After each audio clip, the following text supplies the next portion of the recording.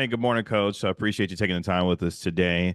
Wanted to ask you, we always talk about Luka Doncic in terms of the skill level that he possesses, but I think we've seen even more so throughout the course of the series his toughness being displayed playing through injury. Can you just describe the mentality at which he's approached this series with in the playoffs, given what he's been dealing with in the injury and how that's helped galvanize his team and the way they've played so far? Yeah, Kevin, I think you're seeing his toughness, displayed, since the playoffs have started, with injury, without injury, but physicality of the way things are, being officiated. His leadership is being tested, but I think you can also see the maturity and the ability to, um, you know, lead us to victory on both sides of the ball, offensively and defensively. Okay, we'll go to Mike Curtis. Hey Jason, happy Sunday. How you doing? Happy Sunday, Mike. Good, good. Just wanted to ask you, you've been in this position before, up 2-1. Um, what's it gonna take to go in and kind of get a commanding 3-1 lead on Monday? Especially since you've been in this position before. Well, we know it's not going to be easy. Oklahoma City's a great team, well coached. They're the best team in the Western Conference and one of the best teams in the league. So for us, it's not about 3-1. It's about, just taking each possession and trying to win one possession at a time tomorrow night. And so we understand everyone's keeping count, but we're just focused on the possession at hand and just trying to win that. Yeah. And then just to follow up, we know we've been talking about finding a third scoring option outside of Kyrie and Luca. It seems like PJ is emerging as that I guess player or that particular role. I guess how have you seen him kind of step into that and embrace it? Well, I think when you look at that's been, a question that's been asked, who will be the third scorer? And we've had a committee, and here of late, PJ has, taken on that role at a very high level, and we're going to need him to continue to do that.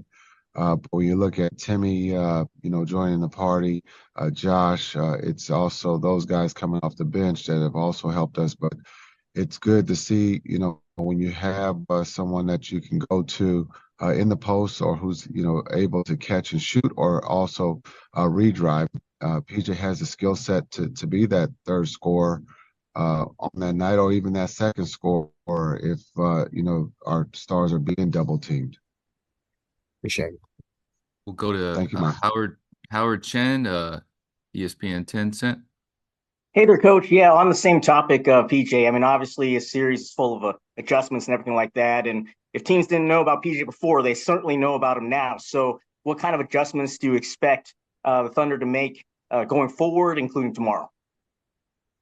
Well, I think one, they're going to continue to keep playing hard. They're a team that plays hard from start to finish.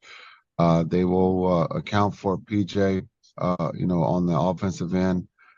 They probably truly believe that they missed some shots that they'll be able to hopefully make in Game 4. Shea and Williams, we have to expect are going to be super aggressive and probably try to get Check going too. Okay, we'll go to Dwayne Price, Mavs.com. I was going to ask you about the combination of Lively and Gafford. What have they been able to do in order to hold Chet down under his average? Well, I think they're just making it tough, making him, get to his second or third move. Contesting the three, trying to, keep him in front. Chet's a really good player who can play inside and out, and they're just trying to make it tough on him. And we're running multiple bodies at him, and we're just trying to make it tough. Okay, we'll go to Jared Greenberg, TNT. Hey, Coach. How you doing, Jared? Good, Coach.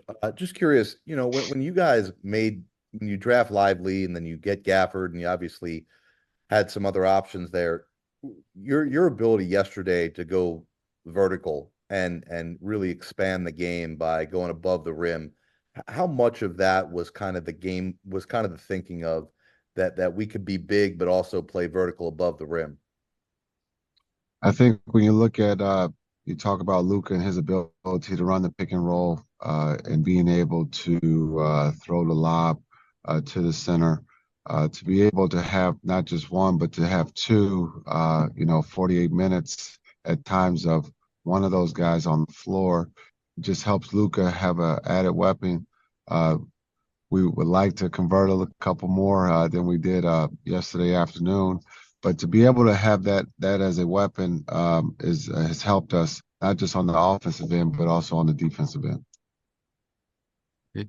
We'll move to Kevin Charrington, Dallas Morning News.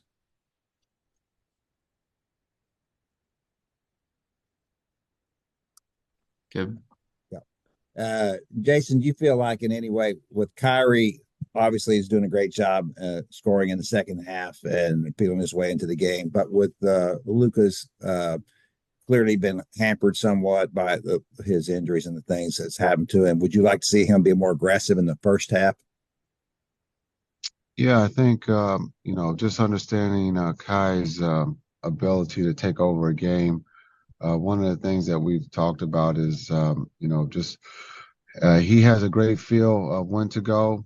We trust that when he sees that it's time to go, that he will go. I think the one thing that you can see since the playoffs have started is that he will pick and choose, but his defense has been at the top of his game defensively, and we've taken a lot of pride, not just the guys that we've called on with Derek Jones Jr.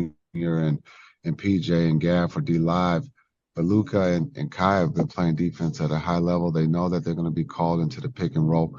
But to ask Kai to start off, again, he's always waited for Luka, to go. And then when he feels that it's time to go, he will go. And that's just the trust that we have in him. We'll do one more. Joey Mistretta, Clutch Points. Hi, Coach. Hope all is well. Just wanted to ask about awesome. Resiliency has been a theme for this team all season long, and I know every team talks about resiliency, but you guys went down 0-1 last series. You went down 0-1 this series. You guys just keep coming back, fighting. What is it about this team specifically that resiliency just stands out so much? Well, I think just when you talk about the team, just the calmness, the trust, just understanding series is a little different than season, and just the talk within that locker room and the film room is, that we all believe that we have each other's back. It's about being positive on this journey, and just the calmness, on the bench, in the locker room, before the game or at halftime. No matter what the score is, there's just a calmness and an understanding what we have to do if we're down or even if we're up. It's, just a positive energy that we've had throughout this season, and you can see that being shown here in the playoffs. All right. Thanks a lot for the time, Coach. Appreciate it.